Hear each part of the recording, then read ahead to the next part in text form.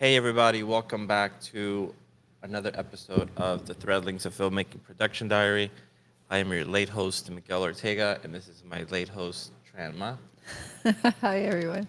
We had, like always, terrible sound issues, but this time it was something so stupid. Um, so we bought a new keyboard, and the keyboard has a button that makes things easier for some people, not for us. And when a lot of these buttons, I guess these keyboards assign special things to them because it goes, oh, no one ever uses F11, but if you're a Maya user, you do, right? So there's certain hotkeys that we do use in 3D programs, and one of those hotkeys Disables everything. disables the mics. Yeah. So, yeah. So how's everybody doing? Ted, how are you, my friend? Let's see what Noble Spartan says. Miami-Dade. I went to Miami-Dade College too, and then I went to Gnomon. That's actually my first 3D class was in Miami-Dade, and the teacher was so terrible that I was like, "Holy crap! I got to get out of here." And then I saw a, a magazine one day, a 3D artist, 3D artist magazine with Godzilla on it, and it was an interview with Alex Alvarez, and I was like, "Okay, I got to go to this school." Uh, Ruben, what's up, man?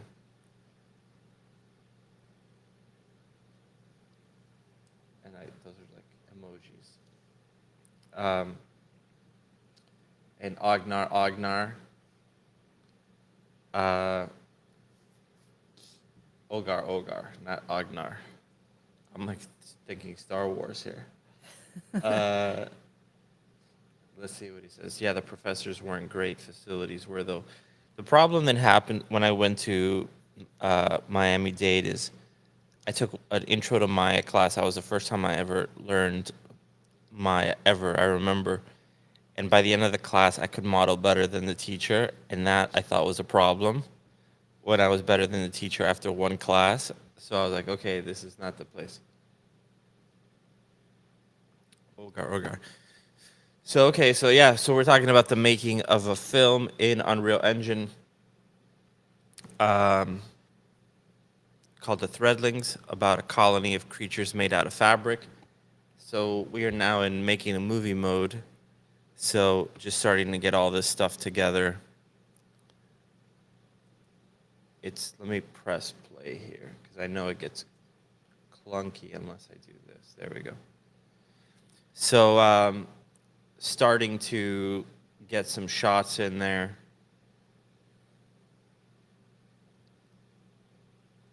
So this has the cloth sim on it. This has more cleaned up animation. Let's see what Ted says. Tran, did you see the opening to House of Dragons? It's still my style. No, I don't. Oh, it has like the thread, right? Isn't it like all about like a tapestry? I gotta check it out. What is the overall length of the film? Question. Uh, that's a good question. We think it's gonna be. We want it to be 10, 12 minutes. Probably gonna be 12 minutes. So okay, so this is the shot here. He's saying, "Are you okay?" Let me show you what this looks like in the edit. So this edit is going to be a big leap of faith on your guys' part in order to understand what the hell is going on because there is a central character missing in some of the shots. So COD is going to be talking to someone that is not there. And there's a couple of shots missing altogether that's kind of connect things. They are not here either. So let's open up Premiere. I am going to jump to DaVinci Resolve for editing, but for some reason I'm still using Premiere, probably just because I'm just so comfortable with this tool that it's second nature to me, and at this stage, I just don't want to think technically. I just want to like sketch all this stuff. So let's see what we have. So let me render this out.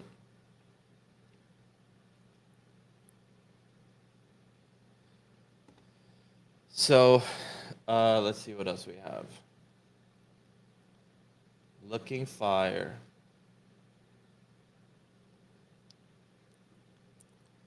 So this is just what we assemble. So if you guys have been following along, we did the sound edit first, and now we're just basically putting images to sound, which is a really weird way of working. It's never going to be one-to-one, so certain things are going to have to be stretched out. Certain things are need to now be recalibrated because now that there is picture, the sound doesn't line up perfectly. So you'll see all those kind of issues with this right now. Yeah, but it's still really great for us to see this. You get a sense of the tone, and that's, I think, the most important thing. The story making sense and the tone. Tone is such an important part for us, like getting that vibe. Tone is actually really tricky. Just in general, in any kind of like film, you always want a nice tone. We don't do these sort of questions, nobles, Spartans. Not to be a dick, but Blender is awesome. You should totally use it. Yeah, this whole thing gets very, very weird whenever we talk about Blender. We'll have like 1,000 people log in just to tell us you could do that in Blender. Like if I were to tell everybody that I just made a delicious cheese sandwich, someone would jump on and be like, "You could do that in Blender." So Well, yeah, yeah. yeah. Blender's awesome. It's free. The only disadvantage, and this is the one thing I tell one of my best friends who's learning Blender, is this stuff sucks to learn. It just sucks. It's really tough to learn. It's very hard. It takes a lot of hours to learn how to do it. You know, we love it, but it's hard to learn it. If you're gonna learn this freaking thing, you may as well learn the one that's gonna get you a job, right? It's like you're think of it like this. Like Blender right now is like, oh, you wanna be in a band, so you're gonna go learn how to play like, I don't know, the banjo or something. Do you know what I mean? Like you're limiting the amount of bands you could be in really quickly. Instead of learning how to play the guitar, you're like, I want to play the banjo only, or I want to play the bagpipe, right? There's not that many bagpipe bands, so there's a lot of Maya bands. There's not a lot of Blender bands. So if you're gonna learn it, you're gonna go through the hell of it. Just learn the one that's gonna get you a job. That's my Yeah. 2 cents. Yeah. And the other thing we always say is like we don't have a choice in what it is that we're choosing to use. It's just what's dictated, and then we just have to use whatever is dictated. It's industry standard. Yeah. Everyone knows Houdini's probably the better program anyway. Yeah, But I think Maya, Houdini's like the best. But Maya's the one that everyone uses, so we all go along with it. But pretty much everyone knows Houdini's the superior program. But for whatever reason, Maya is the standard. So okay, so let me play this here. So again, there's Mayo's missing, so his little best friend. So he would be next to him on a lot of these shots. Number two, there's also a shot of them going down the stairs missing, but you can kind of get an idea. The sound doesn't line up perfectly, but it's pretty close.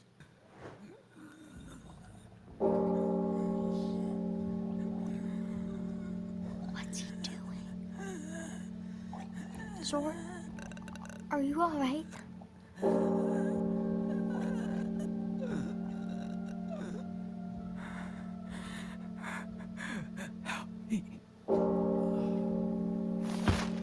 Zor? Okay, so that's it. So that's what we have so far in this little section. So he turns around and Mayo will be standing right there, and Mayo doesn't buy this crap. He pulls out a sword. He feels that something weird is going on. So why is this guy acting like this? I will show you. So in the scene right before this, they witnessed him get this happening to him. Give me 1 second. 1 second. 1 second. Yeah, I want to see you play it one more time. I'll play it one more time. So this is what happens to little Zort in the scene before that.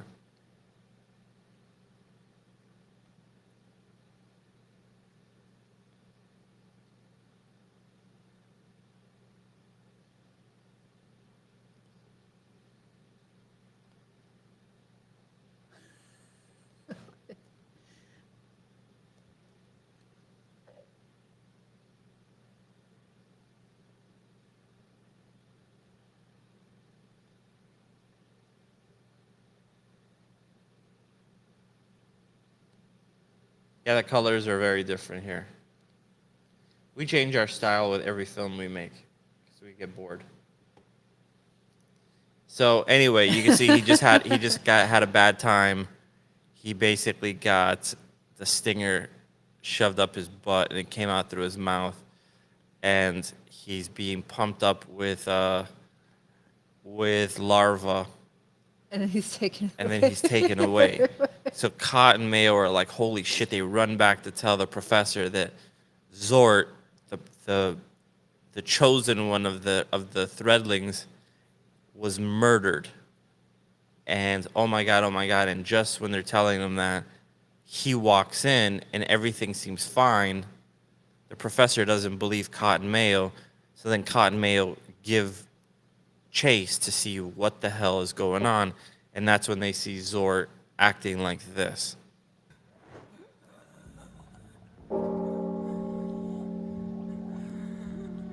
So Mayo will be over here, to the left. Zort, are you alright? He's gonna be puking cotton there.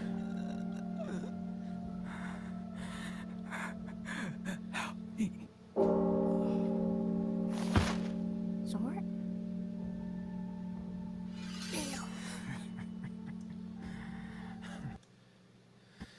And then he hears a laugh. Oh, this has to come out further. Why is this only giving me this much?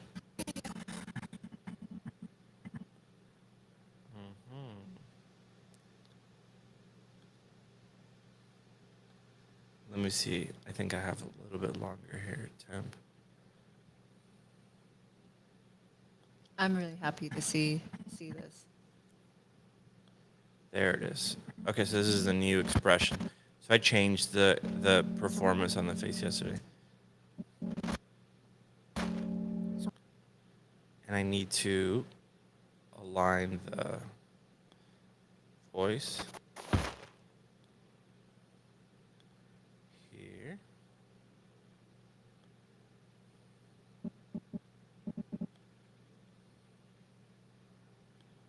Which I'm fine with because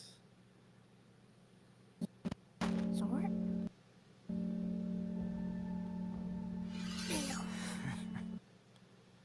and then that laughter has to start a little bit later. Because that laughter is what catches him and makes him look back like, wait, what the hell? And he's got that freaked out little look. So all of that is me doing all the motion capture on the faces. So that's my awesome performances, everyone. Sequence. Okay, let me render this sequence. Render entire. You know what? They don't seem like they have sleepy eyes that much. No. I'm trying to purposely keep my eyes as open as possible because I have naturally I look like I'm always stoned, so which I'm not, but I have to keep my eyes very open or else all the characters look like they're stoned too.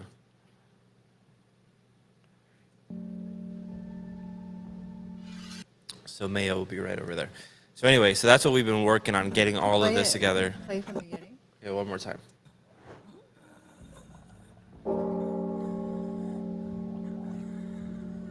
Yeah. What's he doing? Zort, are you alright?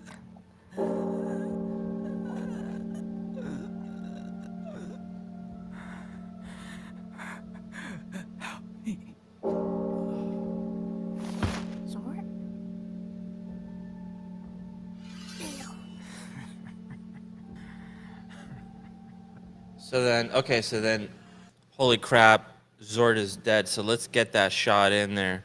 Let's take a look and see what we can do. So we need to create a new shot. So we'll create a new folder. And we'll call it Dead Body. Let's do our level sequence. We'll call it Dead Body as well. So if you weren't a small production like us, this would probably be named like, 2 letters underscore A407. But all of my shots have an actual name to them, which I'll know like, oh, that shot is that, this shot is this.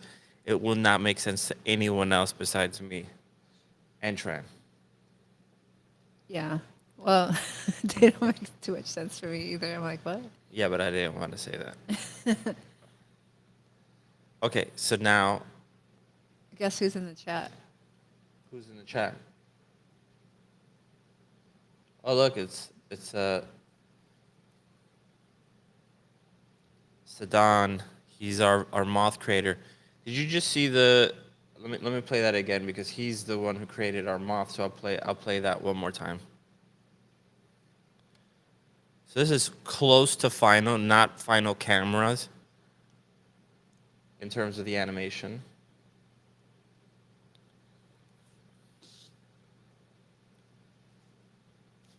It's definitely final blocking. Obviously that's not the environment, and everything right now is with one camera, which it will not be with one camera.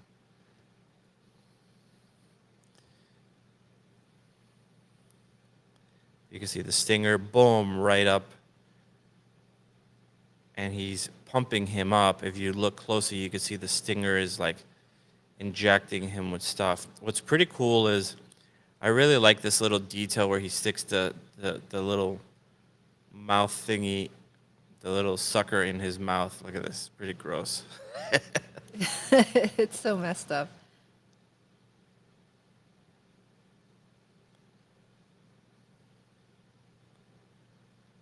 And he calls out to Cotton Mayo, poor Cotton Mayo.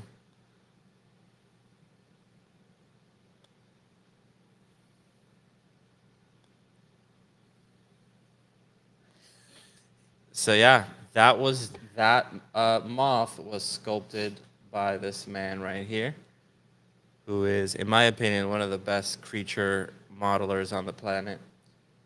So we're very fortunate to have him be a part of it.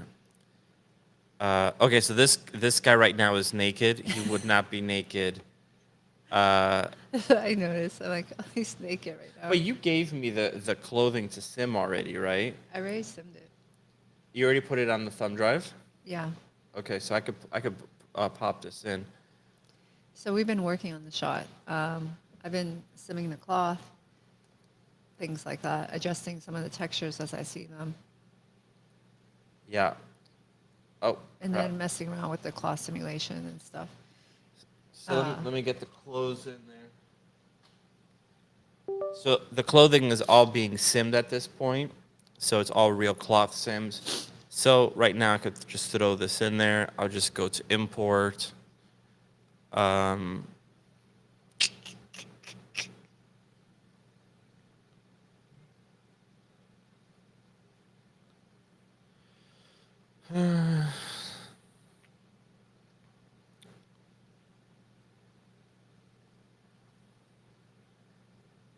And import the clothing. So it's going to take a second.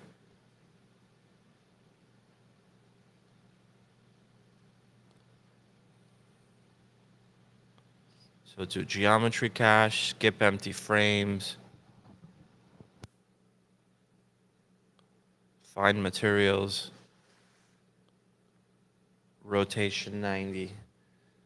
This stuff, there's so many settings. If you like don't do this for like a month, you forget a bunch of stuff. There's so many settings, and there's different settings for the hair. The hair is different than the model. So it's super confusing. This looks dope. Thank you, man.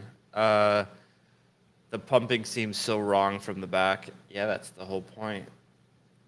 We want to do what you will never get from Pixar or DreamWorks or those sort of places, and those places are awesome. But we want to do something that goes where those guys won't. All right, so that's just bringing in. There we go. So now we have a proper cloth sim. So since it's basically when he dies, I need to start this over here. So just so you can see what I'm doing, I'm using my sequencer here, and I'm just offsetting this thing.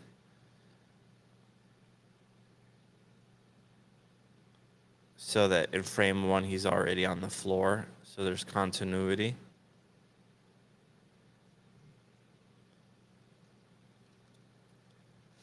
I like this line.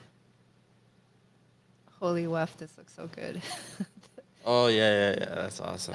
Thanks for the compliment, but I love the inside comment. So now this would be their POV, right? This is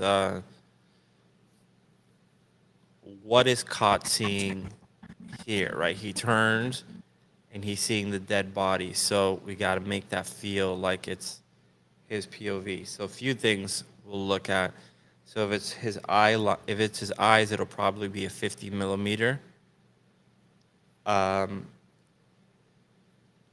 should turn on the nanite mode 1.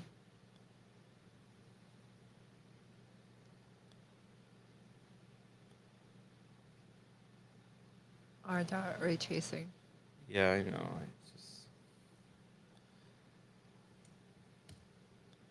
So many freaking settings. Okay, so this would be his POV. There's no focus on this yet, but let's kind of get a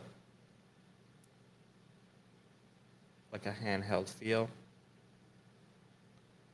So this is kind of annoying. So you can see the animation ends right here, and then once it gets to the last frame or the frame after the last frame, it just like leaps back to its original position. This is so annoying. So you have to go into properties, post roll, and just set it to like 200 frames. And it's basically saying like, hey, when you're done, just stay there for 200 frames. Yeah. So you can see it does this now. And it is still doing that.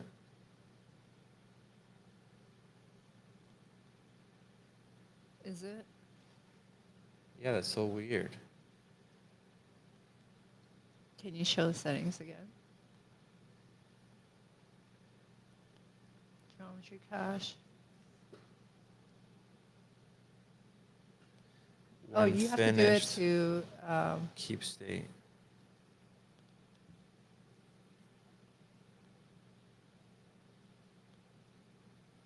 Is that gonna change it? Nope. Do you have to do it to? You did to the animation. Do you have to do it to anything else? Nope. Keep state.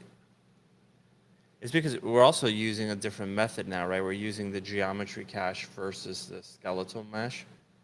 Yeah, but like aside from the animation, is there a post roll on the object before it, like the geometry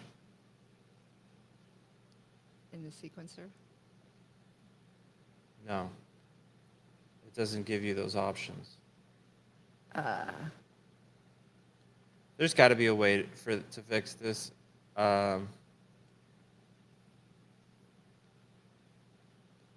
So what I'll probably do is just... So we used to import Olympics differently on Voice in the Hollow, and that was fine. But now we're using geometry cache instead of skeletal mesh. It says you have looping checked. I do have looping checked. Where the hell do I have looping? I don't know. If you mean like the looping on the screen, then that's not it.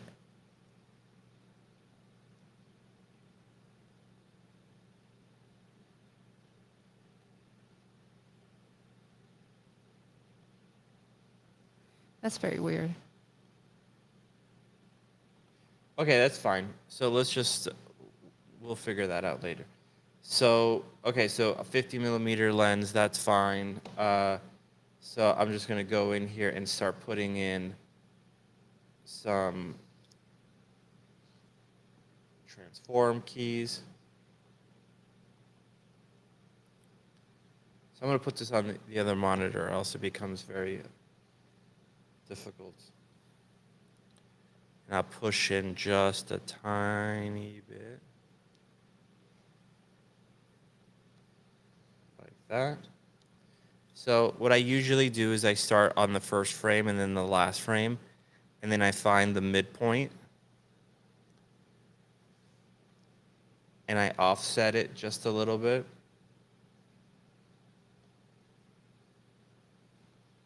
Like that. And then I find the midpoint of those guys, and I move it just a tiny bit. And then I find the midpoint between these guys.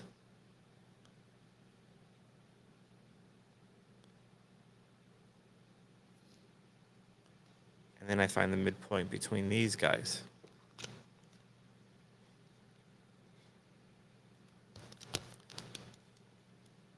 So this will give it a more handheld feel while still keeping a smoothness to it, so it's not like Born Identity.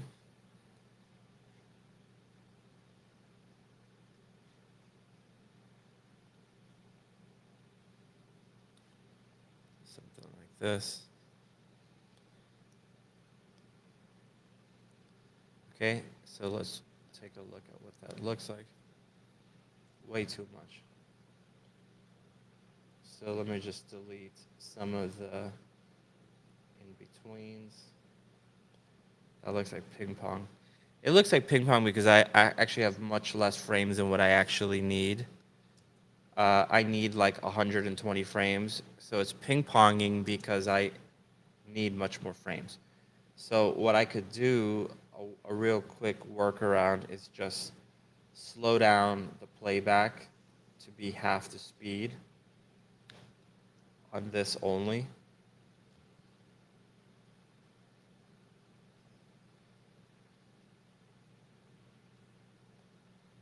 Have them drop.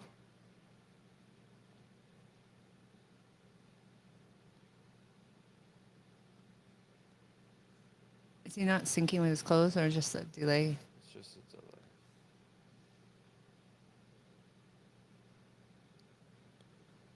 Okay, so now that we have this,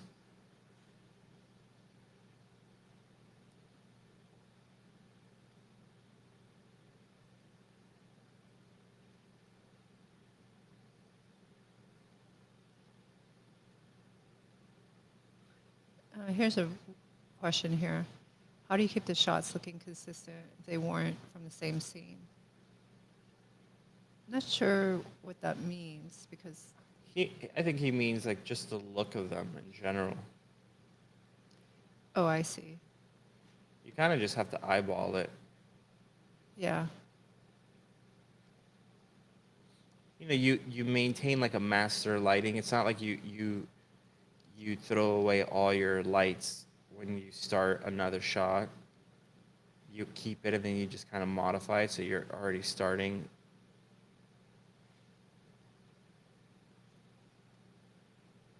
Okay, so let's move this over here. So I don't like that. So let's just do a push in. Instead,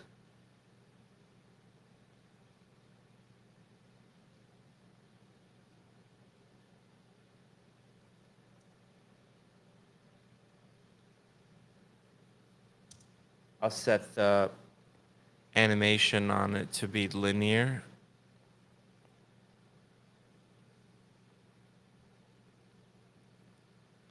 So we'll grab these guys. Set it to linear tangent.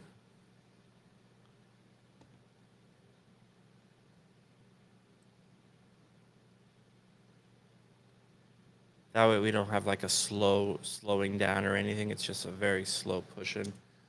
I still wish this was longer, so I'm going to slow this down even more.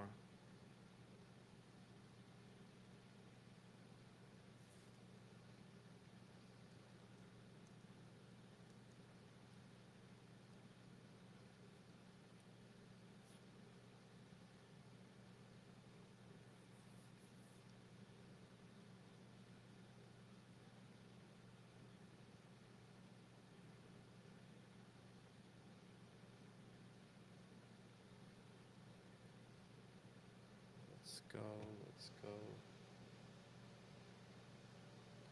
So the reason why it's going so slow is because I slowed down the animation to be 20% the speed.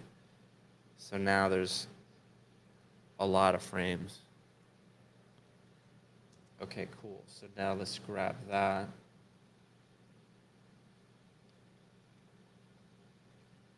And move it over here. So now we do that across almost 120 frames.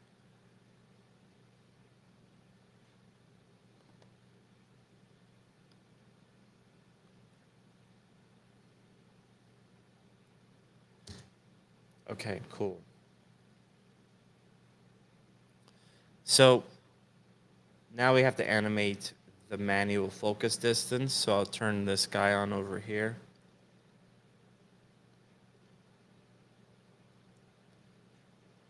And then you have this purple line, this purple plane, essentially. I'm just going to line that up right with his face. I've noticed that this thing is very sensitive. And I'll show you why in a second. So these guys are supposed to look like they're very little.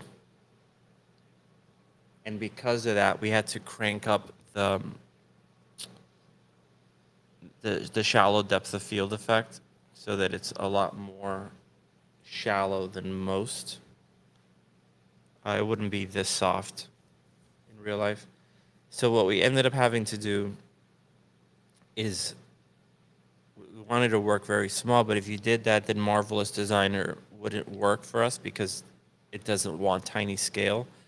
So we had to build everything life size, and then, but the problem is once it's life size, then you don't get the shallow depth of field the same way as you would a toy or something very small. So then we had to change our film back to be an IMAX format. However, IMAX format is square, so we had to come up with a different aspect ratio that is IMAX in terms of height, but it maintains the 16:9 aspect ratio. Problem is that every time we created a new camera, we had to type in all the freaking film back settings into this here, your sensor width and height, which was a nightmare because this is not like 1 in 4. It's like 70.41000004, 39.65000002, right? So this became a nightmare. So I was like, oh, well, we could just save a preset. Well, you can't save presets here. Not the way you would think. Like, just change it and press save. But you can see here it now says Threadlings, okay? So if you want to do that, I'll show you what we had to do. We had to go into... Give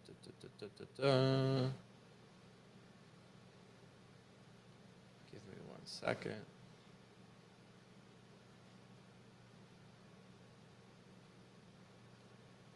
We had to find our Unreal Engine file and find this thing called baseengine.ini file. You open this up with a text editor, which is always not intimidating at all, right? And we had to type in this right here. So, film back preset, Threadlings, that's the name, but you had to put it in twice for some reason, or else it wouldn't show up. And then the sensor width and sensor height. So I looked for a bunch of tutorials on getting this to work, and I could not figure out, I couldn't get it to work. One of them finally worked, and the problem is that the word threadling never appeared, even though it said threadling. So I had to then paste that code because I was like, well, at least I see something. It's still, I see it appear there, but it doesn't give me the name. It just was blank. So I copied this code, I pasted it into ChatGPT, and ChatGPT told me that there was a syntax error, and that fixed it, and I put it back in here, and it worked. So I'm not a programmer at all, but I've been using ChatGPT a ton to create custom tools and stuff like this to help us navigate through this, and I'm like completely converted with that stuff. It's just crazy. I'll show you something in a minute with mocap X that has always been a nightmare for me. It's one of the things that was slowing me down the most, and I created a custom tool for it using only ChatGPT. So anyway, so now that I have that, that's the push in. The threadling film back size is already there by default, so that's fine.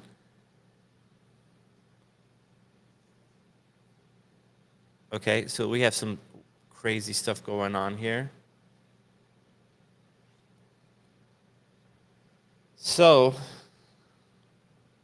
I found this here. Let me see if I can find it.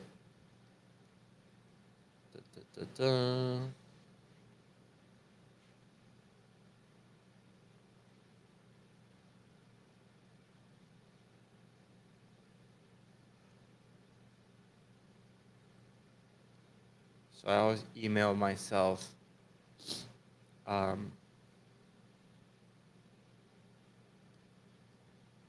any kind of commands that I need. So this right here, r.lumen.reflections.hierarchical screen traces.max iterations. When I type that in, it minimizes that weird flicker that was going on right here. Minimizes, it's still there, but not nearly as bad as it was before. So, okay, so we have this. So now that'll tie into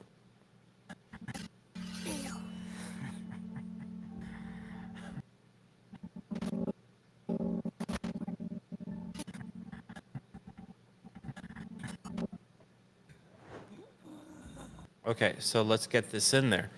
Problem is this thing takes a moment to render, so I'm probably going to render it low quality so it goes quickly, but just know it's going to look pretty crappy for now.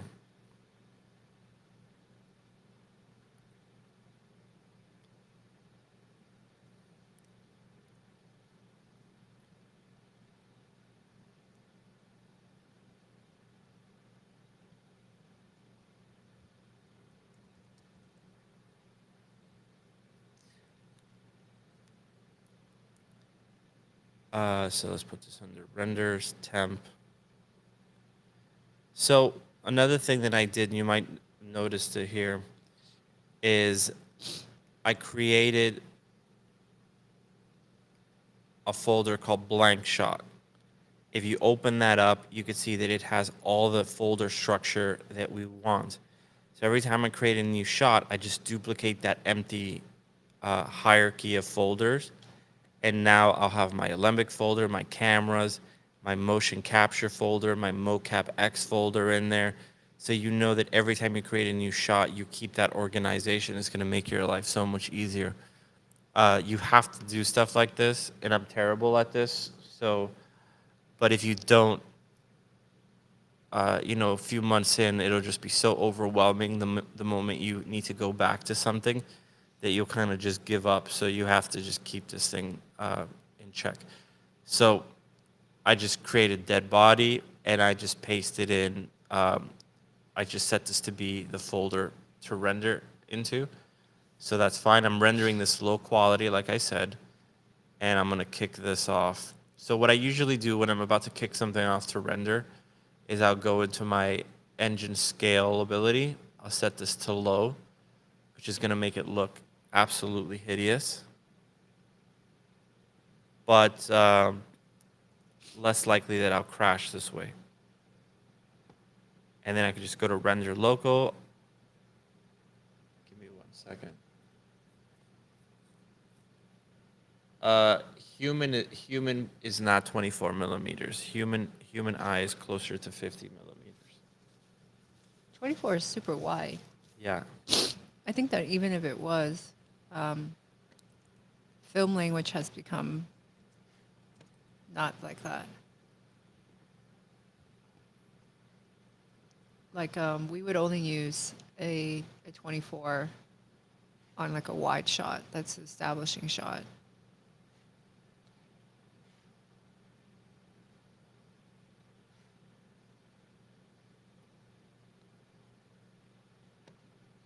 Right. Yeah, I just double checked it, and yeah, it's 50 millimeter.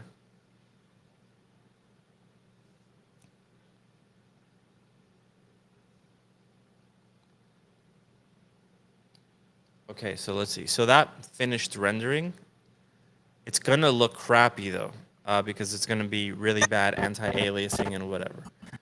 So let's get that in there.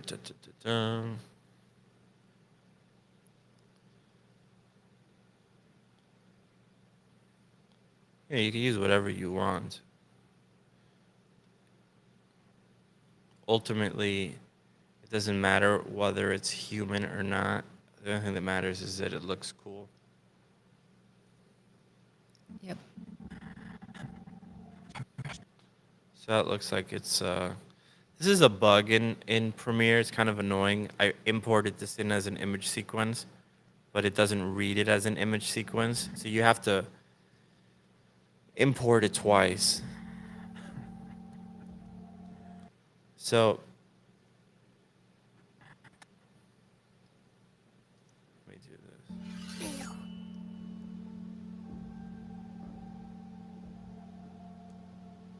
Shrek was right. All right, so let's see how that plays. So we'll render this out. So a really important thing here is we don't have this figured out, but what's going to happen is he's not fully dead, right? He's basically injected full of larva. So when they think he's dead, he's going to start saying he's going to be dead for a moment, and then you're going to start hearing this laughter coming from within, but his mouth is not going to be moving. And you're going to start seeing lumps moving throughout his body. And then you're going to hear 3 voices coming from within his voice, within his mouth.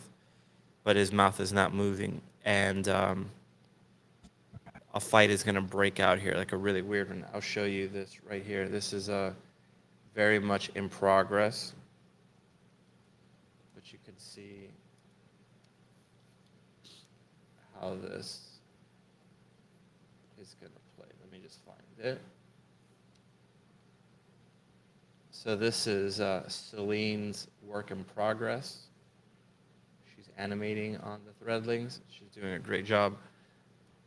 So this is super rough at this stage. It's not final. So you're gonna start hearing like a laughter coming in, and then as they approach it, you're gonna start seeing that the head starts twitching, and then the head rotates full 180.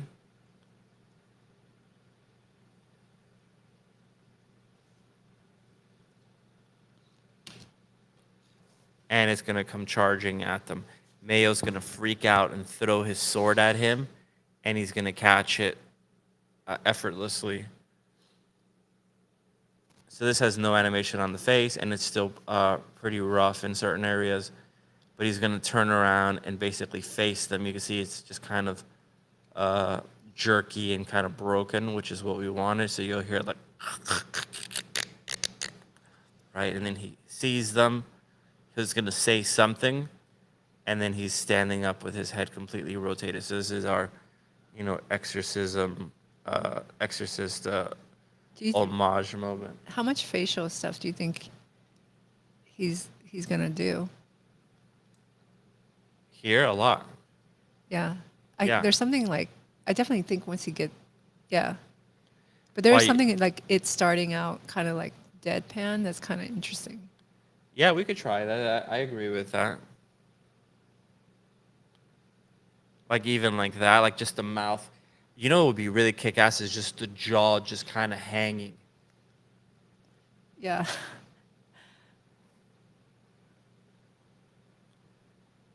Yeah, I like that. I like that comment. What the hell from Netbug? Because yeah, this is what we want you to think as you're seeing this. Like, what the hell is going on in the Threadlings? So the movie goes completely off the rails. It goes insane, and yeah, this is one of the moments that it all goes to hell. But it's pretty cool. So what's really interesting about this is this we really did have motion capture for a guy falling. Celine went in and cleaned it all up. Obviously, he couldn't rotate his head 180 degrees, so this is hand animated. It looks pretty good. Again, it's not totally done. And then this part here, unbelievably, becomes motion capture again. So he really did stand up this crazy bastard like this. Remember? Yeah. Man. He's a really great performer. It was very impressive. Yeah. The one thing I'm gonna say is I want to make sure that he doesn't ever lose eye contact here. Like here, he's looking down, like he should be running at him, eyes locked in. So anyway, so that's that. So that's what's gonna happen here. So let's take a look. Zord? So a shot like this.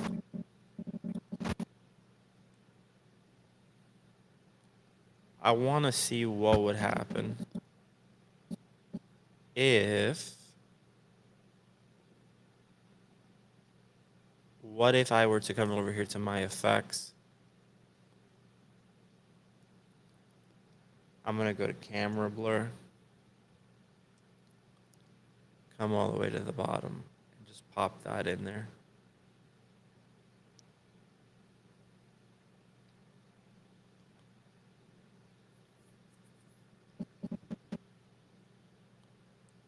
Crank this up some more.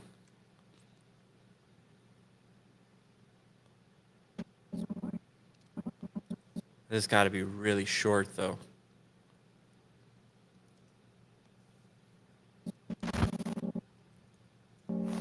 Zord? Okay, and then I could go in between those two and go to apply default transformations. Apply default transition, sorry. And then bring this down like that and bring this down like this.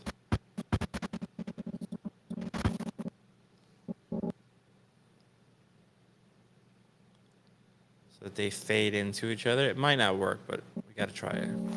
Zord? Zord? Not sure. So, not sure about that. The other thing I could do here. So you see, we do have a grain already on here. So I'm gonna come over here and maybe find some media. Let's see.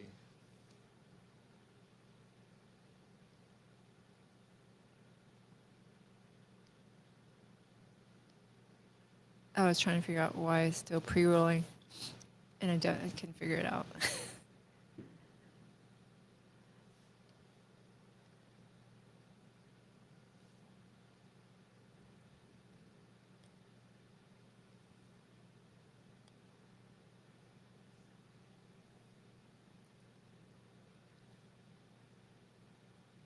So I'm just trying to find.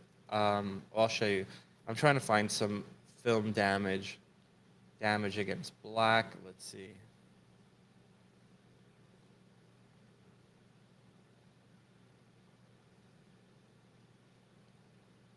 This probably just has to open with VLC.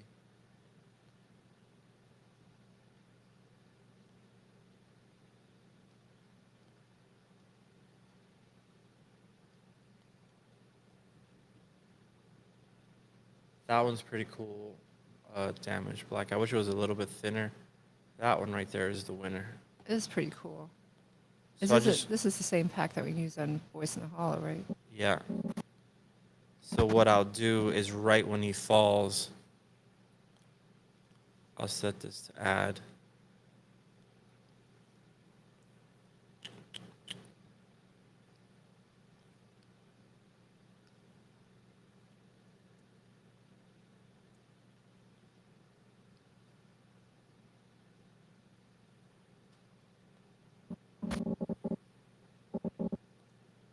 Let's bring this down. Let's bring these down.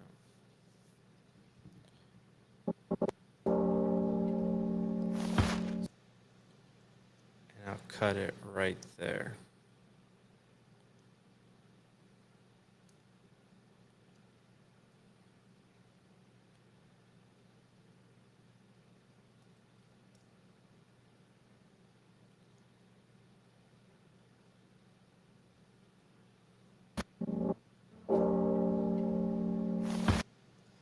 So let's just come in here and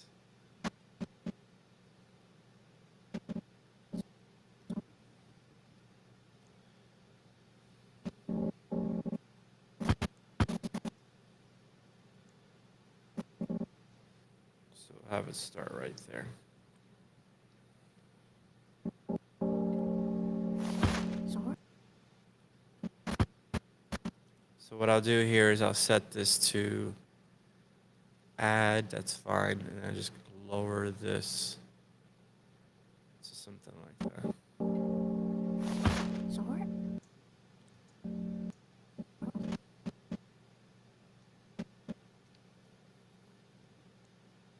Skip it there.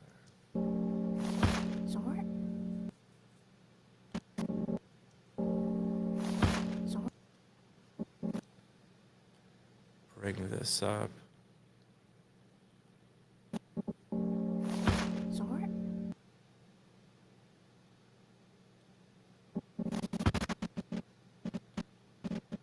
What I might do that could be kind of cool is let's grab like a film burn.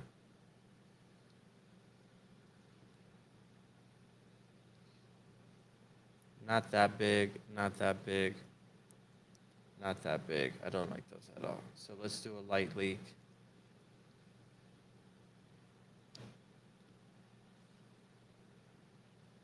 That one.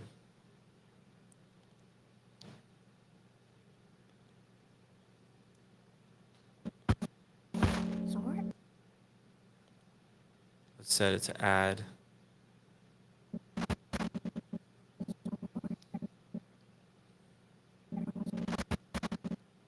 Let's shift this over a tiny bit.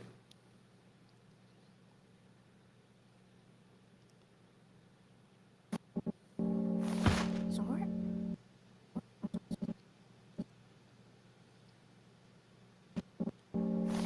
Sword. Sword.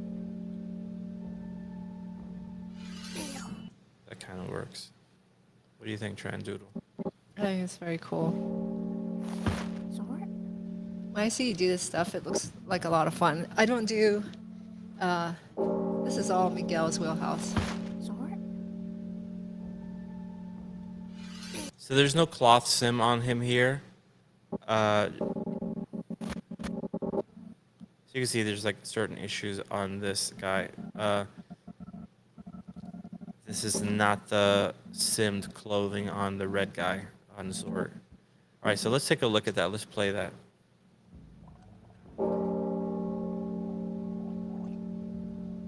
What's he doing? Sword. Are you alright?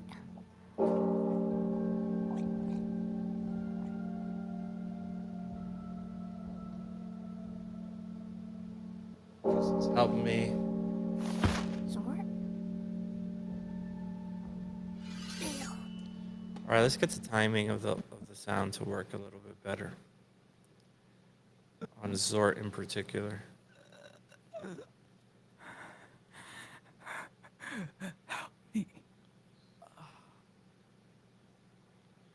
Okay, so I like that. Yeah, that's pretty good.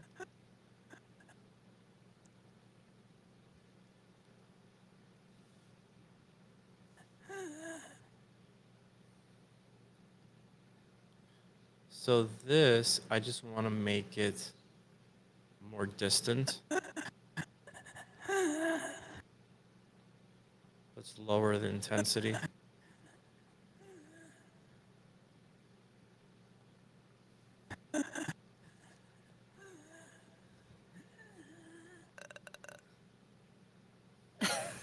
Same thing This sounds here. are very like disturbing.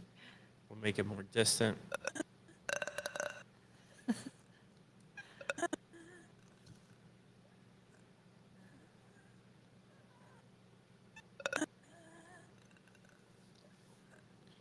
So I'll probably lower the volume in the kind of beginning.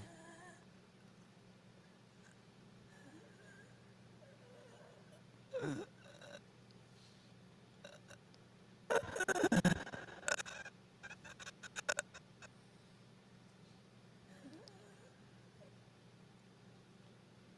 bring that up there.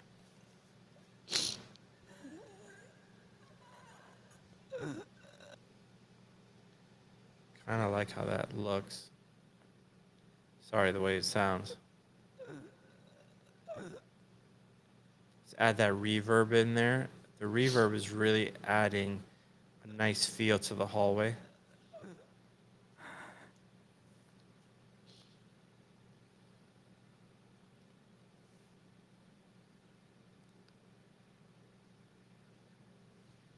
It feels very creepy.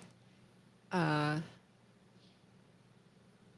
really shows like sound design does so much.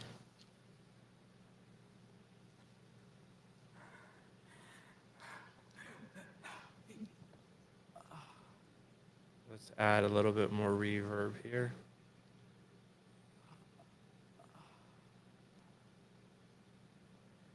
All right, so let's watch it.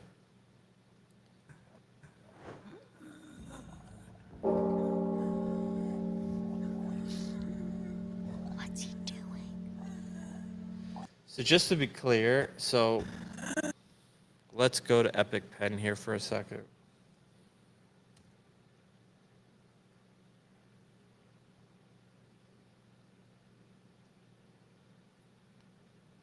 Let me see if I could get this to work, because it's been acting kind of weird. Okay, it's working. So right here, the idea is, let me bring this forward.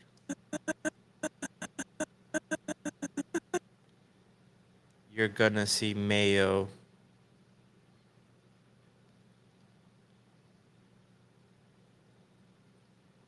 think about it. Probably over here, so I might have to adjust his eye line. That's the top of his head. Yeah. That's one idea. The other idea is to not have him fully in frame, but show his hand right here, extended out. Oh, like he's sensing something. Sensing something, yeah. And would you cut back to him? Well, that's the shot that's missing. So there's Okay. a shot missing between here and the next shot because he's now at the bottom of the stairs. Do you see what I mean? Yeah. So there's a shot that's missing there. Mayo would be back here. Right? Yeah. So he would be back there. He doesn't have his sword yet, so no sword, but he's back there. Maybe even a little bit bigger. Maybe that's one idea. The other idea is that he's over here, but I don't want him to feel like he's scared, so I don't want him to feel like he's hiding behind Cot. But that's another idea, is to do this. Well, his head also turns the other way though. Cot's head. That's right. Yeah, but he could be like, he could pop in here and then pop in over here. but I think it'll look better if he's over here. Now, one of the ideas that I really liked was that he starts over here, right? And then he's like walking like really cautiously, like he's like, I don't like this. And then he ends up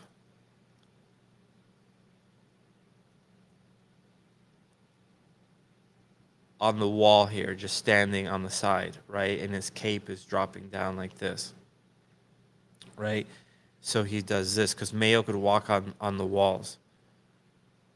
So he would just do this, kind of like I'm keeping a safe distance. I'm keeping a safe distance, but not because he's scared, but just like he's more of like the tactician, right? He's like, I'm gonna go around this fucker if anything goes wrong, right? So that's what he's thinking. All right. So then we do this. Are you alright? So right here, we would have, so has to change his expression here, so he looks like he's more in pain, but he's going to be vomiting Cotton. cotton, yeah, or like filling. We're trying to figure out what's the best look and also the best look for our technical limitations and Unreal's technical limitations, but he would be puking here, right? So he's puking again. And then here, when he comes up, you're going to start seeing what's going to look like weird veins all over his face here. Yeah, so that's what I'm working on right now. Which I don't. Yeah. That's what I'm doing. Just trying to give him a pass where he looks messed up. So this will probably get darker under here. This will get darker under here. And the veins, all of this. Of course, they're made out of fabric, so it makes no sense, but nothing makes sense, so who gives a shit, right? So it just has to look cool. So we got our cool veins all over this, right? Cot's strategically placed on the side because he's kind of scared, whereas Mayo, this is the part that I do like about him being on the wall, is that he would freaking look amazing here, just standing like this, cape drop down like that. Yeah, that is pretty cool. Because we can sim all that stuff really easily.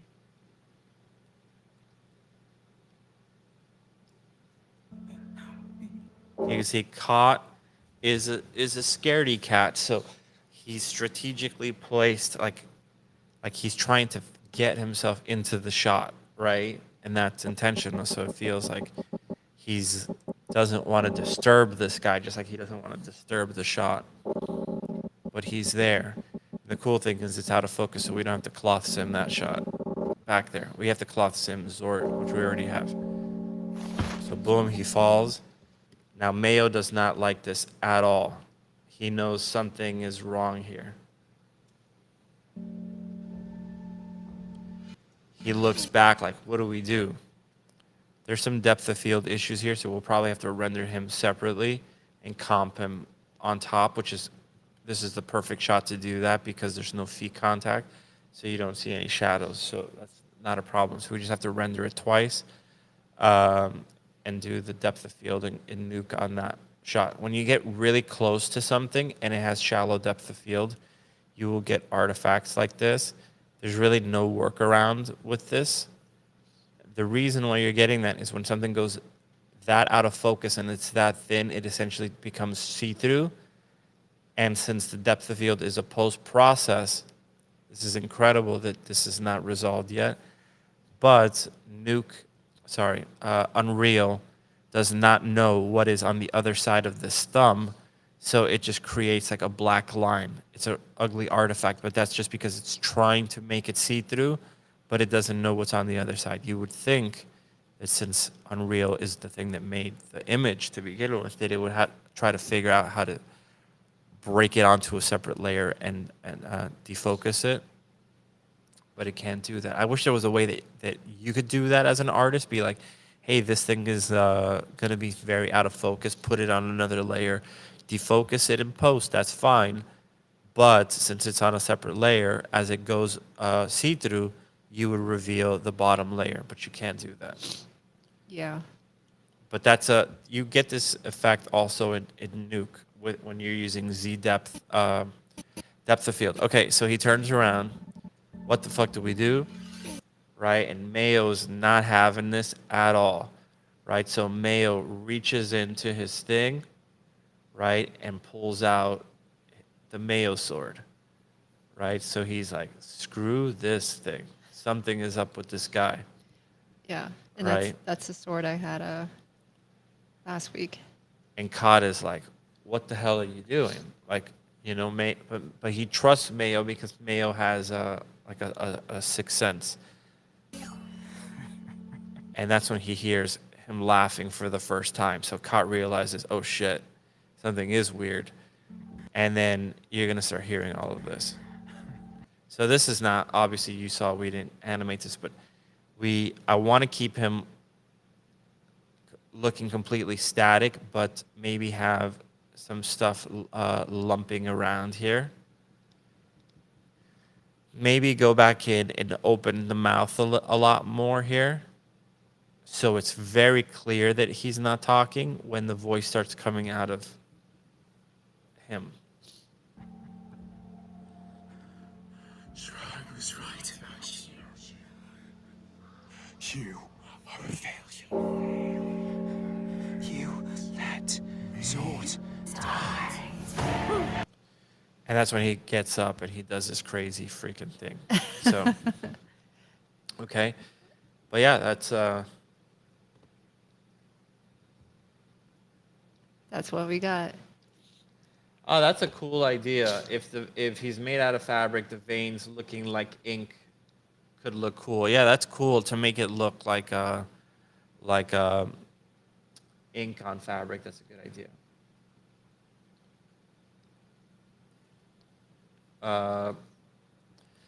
So anyway, that's what I got so far. I gotta finish this up. I want to try to get this sequence first pass done by next stream, which would be huge if we could get that, because this would be our first like finished sequence. Yeah, which is amazing. Yeah. And I'm working on the stuff to try to make it look good with Miguel. Yeah. So we're going to be focusing on this, and then we want to do the moth attack sequence, right? Is that the one? Moth attack sequence is a super important one, and that's the one that we showed you guys earlier. Let's open that up one more time. Oh, I'll show you some other stuff that we have that's pretty cool. So there's poor Mr. Zort, and boom.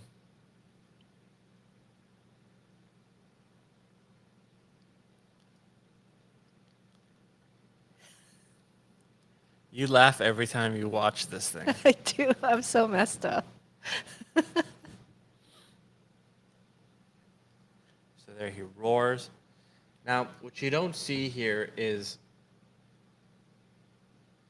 let me see if I actually have this here. Let me see.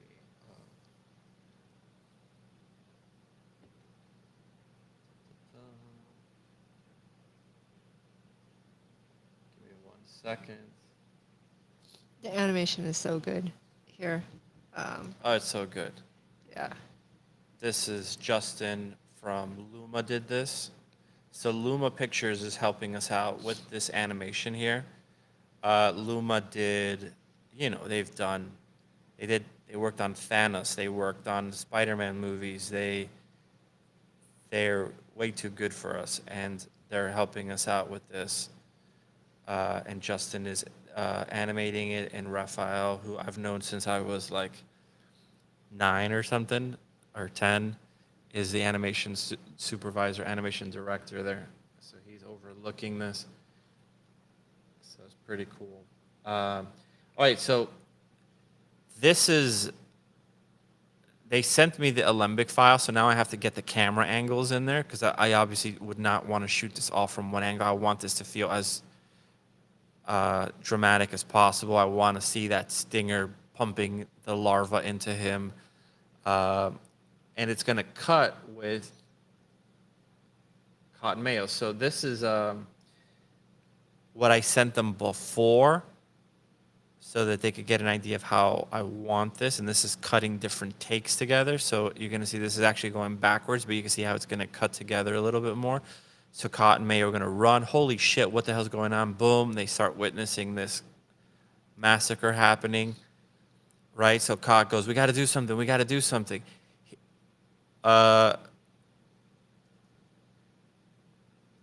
They see him get stabbed. They're like, holy shit. He go, here. He lights up Mayo's sword, and they go running out to try to scare the Moth. He says, look tough, which of course they're going to look ridiculous. And then they're going to come running at this thing to try to scare him. But of course, as you can see, they're no match. So they're going to be these two little guys like this running at this thing. They don't stand a chance. The Moth is going to pull Zort back to protect them because that's his possession. And then, boom, he's going to roar at them and blow the wings. They're going to go flying backwards. They're no match, and then he comes up, stabs him in the butt with his stinger, pumps him full of larva juice, and then Cod and Mayo are like, oh my god, what the hell is going on?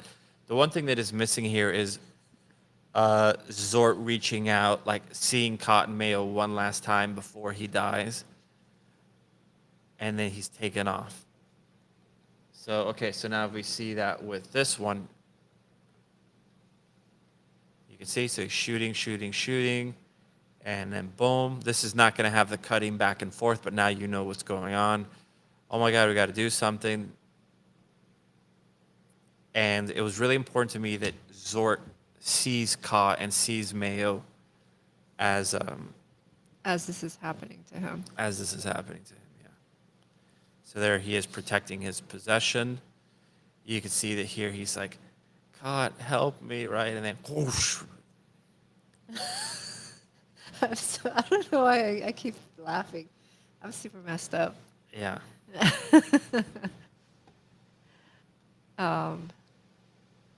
Yeah, I can't help it. Yes, sir. So that's that. And that's why he's like this. So something that we're going to have to do here that we've discussed is have some kind of an injury here. That since he's wearing a skirt kind of thingy, we could probably get away without having anything showing like in his butt, which is fine. I want to be violent, but not grotesque. Well, I like grotesque, but I just don't want to. I don't know. I just want to try to be as subtle about it as possible. Even though I just stuck a stinger up his butt, but okay.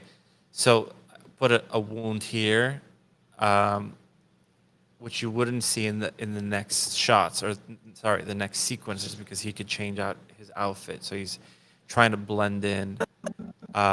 A big inspiration for this is Invasion of the Body Snatchers. Which Sutherland just died yesterday or the day before, who was the main actor of Invasion of the Body Snatchers, which is such a great film, the 70s version and the 50s version. They're both actually really great. So, but yeah, that's the plan. Yep. Dying veins.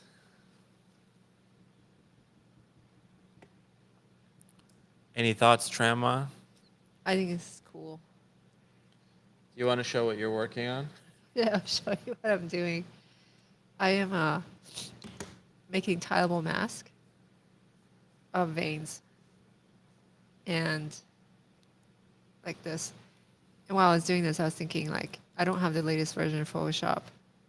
Could I, if I had, would this be easier task? Would I have to not do this as manually? Because AI, the latest version of Photoshop has all these tools. where do you get your sound effects library from? So I have a few different things. I have some from Chronos. Is it Chronos? Yes, it's Chronos. And then I have some from Artlist. And then just some that I've acquired for years of doing this stuff. Some of them I've gotten from freesound.org. So just from wherever. It's Krotos, not Chronos. Krotos Sound. So I've bought a few libraries from them. I'll show you what they look like. Yeah, whatever Miguel is showing is going to be more interesting than what I'm doing. But this is part of it. That's why the stuff Miguel is doing looks like really fun to me. It is actually a lot of fun. So you can see here, this is my sound library. So I try to categorize this as much as possible. The Krotos stuff is, let's take a look at them. So animals and monsters. So then it's broken up. Monsters, macaw. So let's look at monsters here.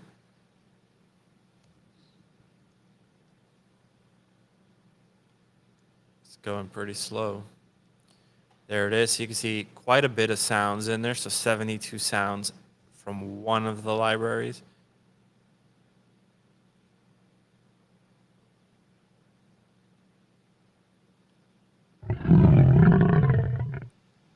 Okay, so if you get a sound like that, I could just bring it in here.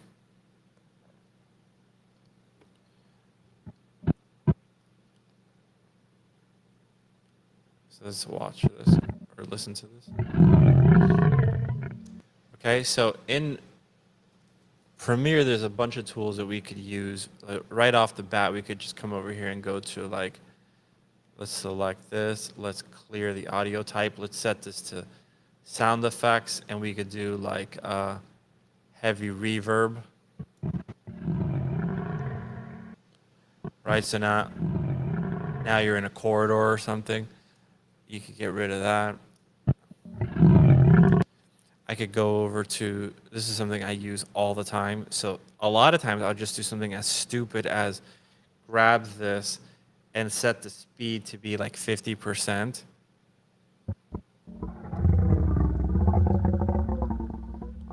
Right? And sometimes I'll grab that, I'll double it up. Then I'll go into like my effects and I'll look for like little altar boy.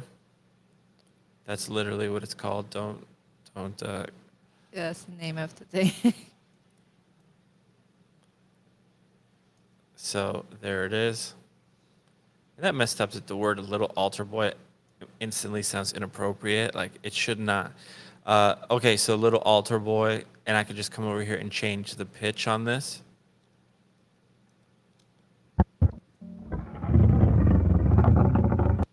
So if I just solo this one, I could make it higher pitched. These dials are a little funky. I could layer that with that one. Let's lower this guy's volume. So you just start building it up like that. Sometimes I'll sometimes even look at this stuff, go to the speed. I don't think this is going to work, but I'll just reverse it. Like, what would it sound like if I play this in reverse?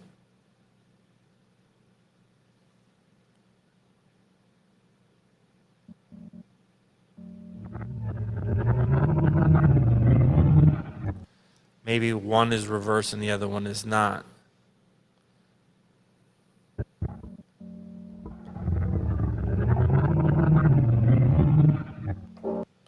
Right? Maybe I layer the way the volume kicks in so it doesn't start fully loud. Something like this.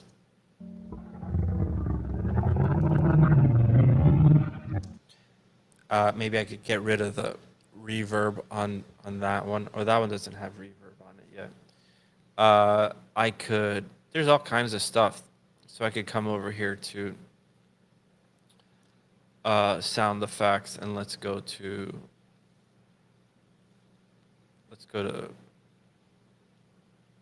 dialogue. Tends to give us more settings. So you could reduce noise, add noise, reverb, all this kind of stuff. But that's basically how we're putting all this together. And so that's the Krotos starter library. These things can get expensive, the starter libraries or these libraries, but they have sales like 3 times a year. They're like 50% off sales, and they get really cheap. And that's when I would buy it. So this is Footsteps. Like this, I absolutely actually need this. So wood, concrete.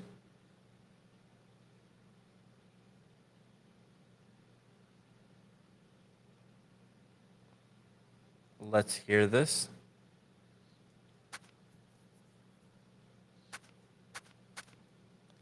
So you can see that's a small footstep. Let's do a slow walk.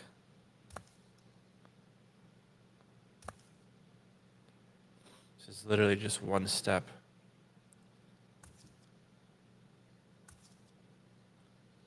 So, yeah.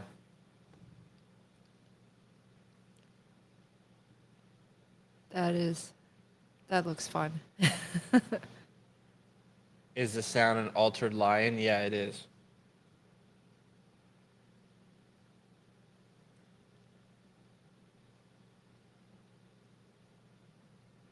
No. I want it to be pumped full of liquid. It is definitely too much, but that's definitely what we want. We want to push it a little to the messed up side. Yep. I burped at the exact same time you played the roar, and it tripped me out. I like that. And yeah, sound makes a huge difference. Someone wants to know how you're doing the vein texture. Let's look at Tran's vein textures again. I didn't do anything special. I found images. Some of them were kind of bad. So I used the Topaz Giggle Pixel.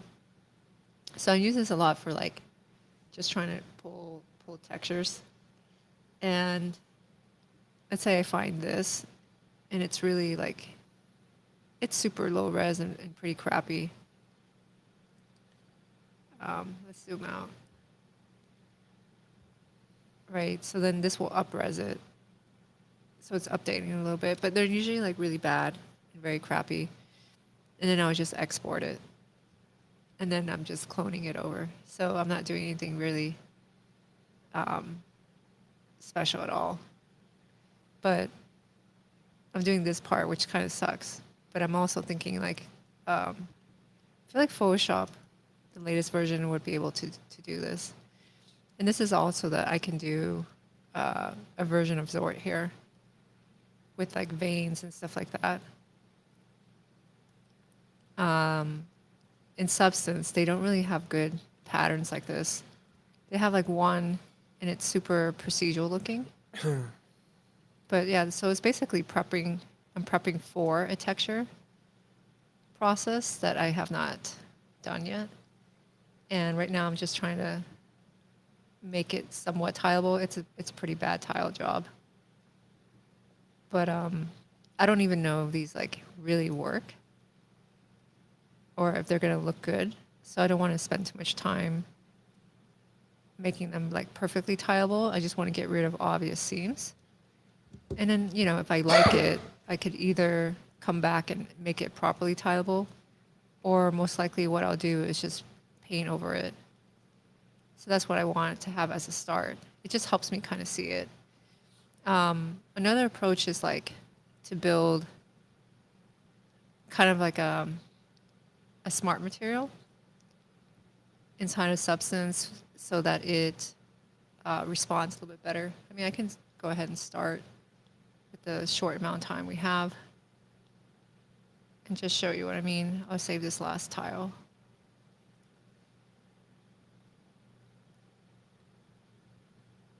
And one thing I notice here, like, these are old maps I pulled in. They're kind of take a long time to import in this latest version, so it's a little bit slow. But I can bring in, I mean, I kind of like these here from my other screen. Let's bring this in. This used to be pretty fast. Okay, it's still pretty fast, but it was freezing earlier. And what I have here is this color. And I painted this one. And you can see the paint. It looks like I painted it. And now I have this fill, and I have there, well, one of the things that I brought in. And I could just try bringing in my own now. When I set it to overlay, it would just give it this kind of breakup. You know, and then I could just tile that. And so now, you know, this will have like, without it, it looks like this. And then when I create a paint node, I can kind of just art direct this a little bit better and turn down my opacity and flow. So I can come back to my base color and see how that looks. You know, does that look good enough? Things like that. Yeah, so that's what I'm doing here. But there's other things that I could try out. Let's say if I wanted to build like, I do want like this type of texture, but let's say I want to build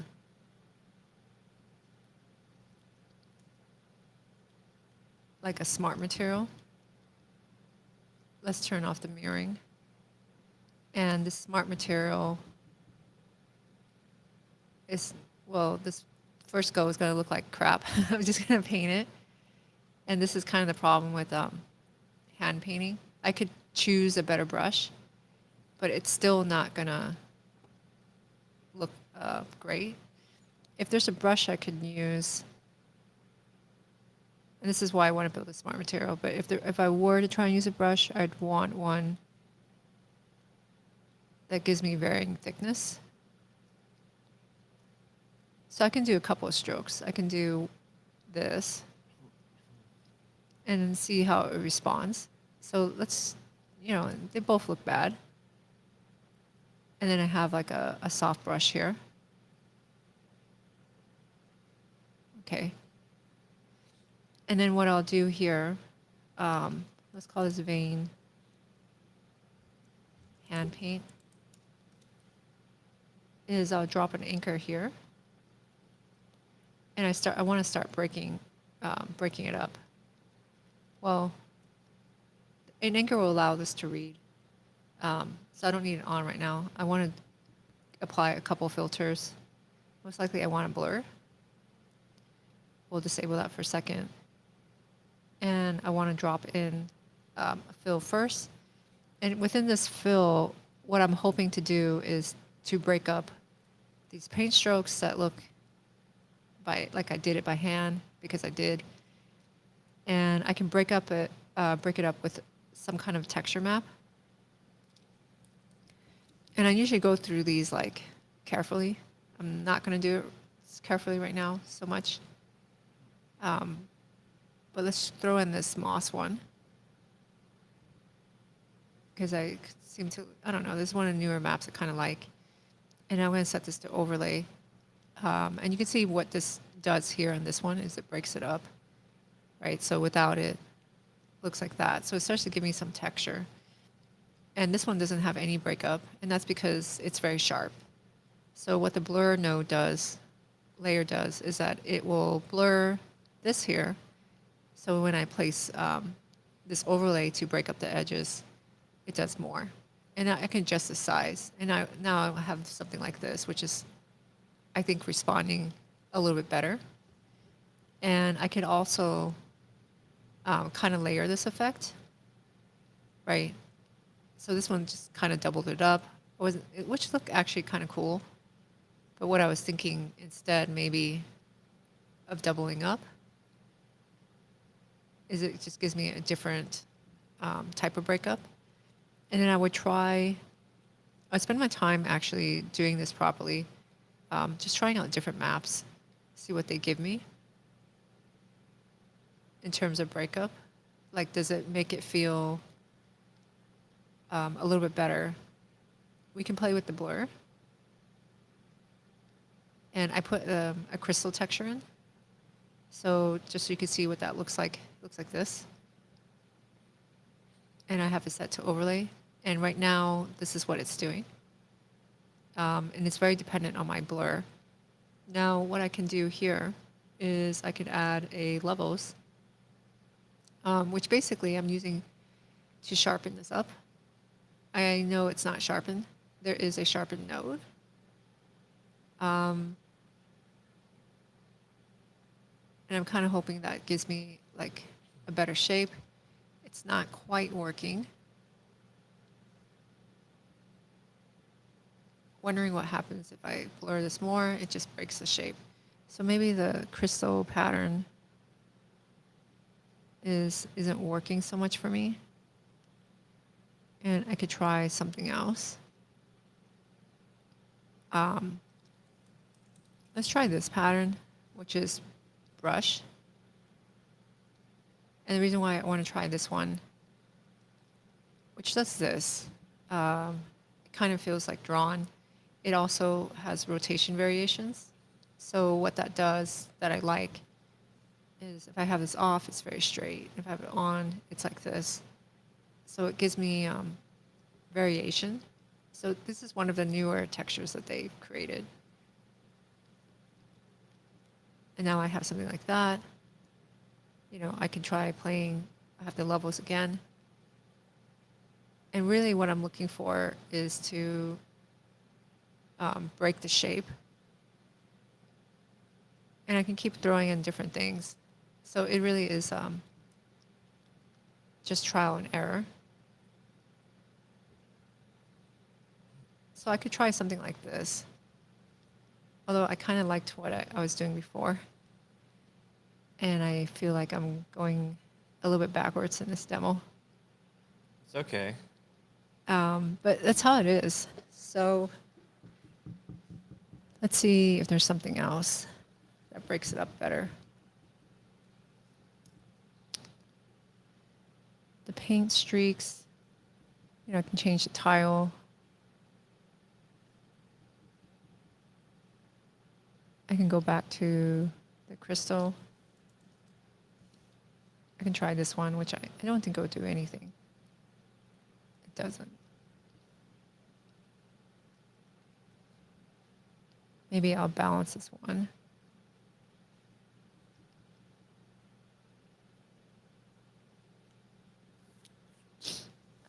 Can you use fabric brushes?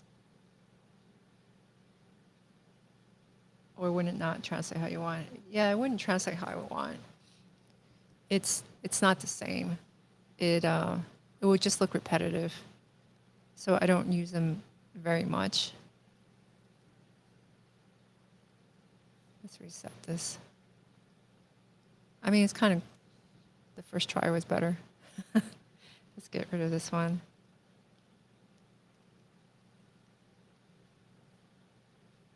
And change the scale. Or I can just leave it. And I think maybe what I want to try afterward.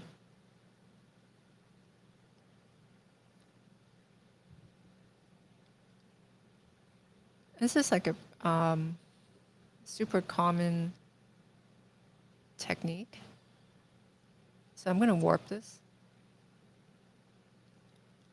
And the warping is based on some procedural noise. How long have you been working on this project? For over a year at this point. Yeah. Let's try warping that.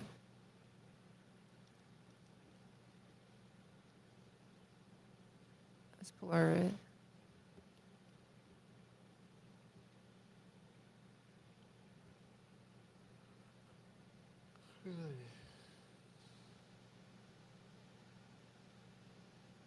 I mean, it's kind of neat. I don't know if I like that.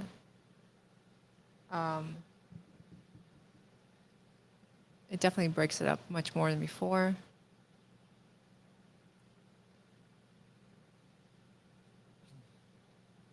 But I'm not too sure. I can try this one. So it breaks up in this pattern, which is kind of cool. Let's change the tiling.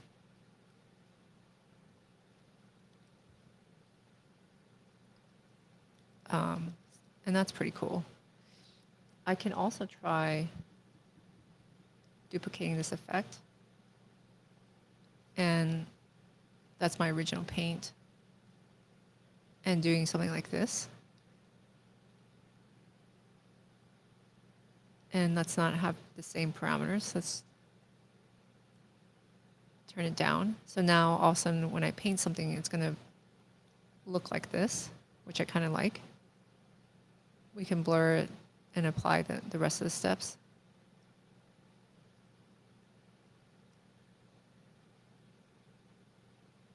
And this level just doesn't do anything.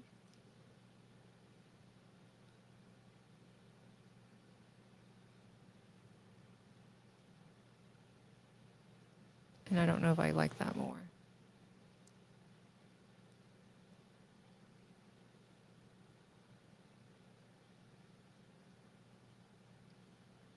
Let's duplicate this.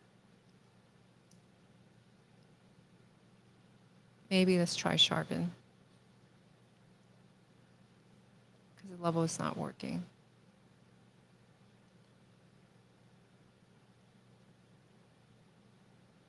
Okay, that works for me. We can have another. Let's deactivate that. And now I have an anchor. So from here, let's turn off my original paint. I'll create a new empty layer. And I can go back to the brush. I was using calligraphy. And then now when I want to paint a vein, it has a little bit more breakup. So I'm still using a brush that gives me some variety. Okay. So then I get something like that. I feel like it could be better. And if I look at, there's a question here. That's a vein particle brush, not create a convincing result. No, it looks like whatever. It's not, it doesn't do it. So this one here, like what's kind of interesting is there's like a bleed. So I could do something like that. And I don't know if purple is the right color. So I do think maybe this color is not helping me. And I set this to multiply.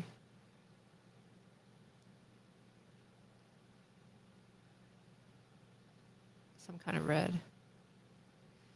And then what I can do here, if I want to have that kind of bleed, is I have that anchor. And I could start this with like the same color. Okay, so now I have this color which I could adjust later. I'll put a black mask. I'll add a fill, and I'll read that anchor I just made.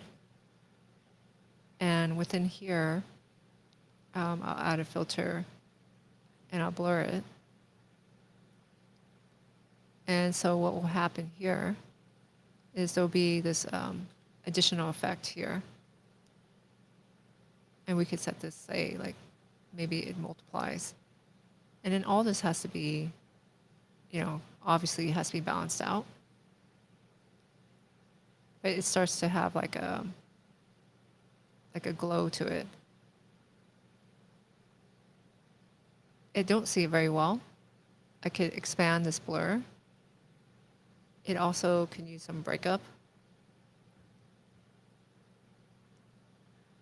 And again, there's not like very, maybe, I don't like the patterns so much. That's why I brought these in. I can throw this on top.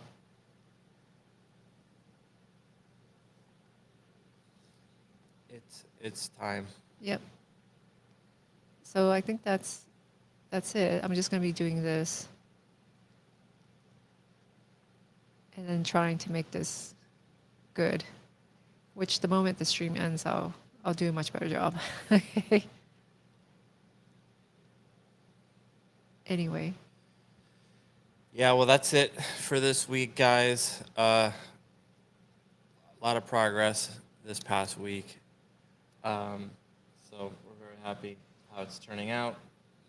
If you guys want to follow us, you can follow us on Instagram. Thanks to Dell, NVIDIA, and Gnomon, of course, for making sponsoring all this. this possible. Yep. We appreciate everybody that tunes in. Ted. No, I actually don't have class right now. So we're on break for the next few weeks because Gnomon is in break and we're moving to a new campus. Which is very exciting. Yeah. What days do you stream? Every Friday. So thanks everybody, and yeah, we'll see you guys in the future. Anything to say, Tran? No, but actually one last thing. So just so you guys see, like as I'm building up, so it doesn't look like, now if I start to paint, it has, that's a much better pattern. And I'm just using a very basic brush. That's cool. Yeah. All right. See you guys. Bye, everyone. See you guys. Thanks. I'm glad you thought the stream was interesting. See you guys next week. Bye-bye.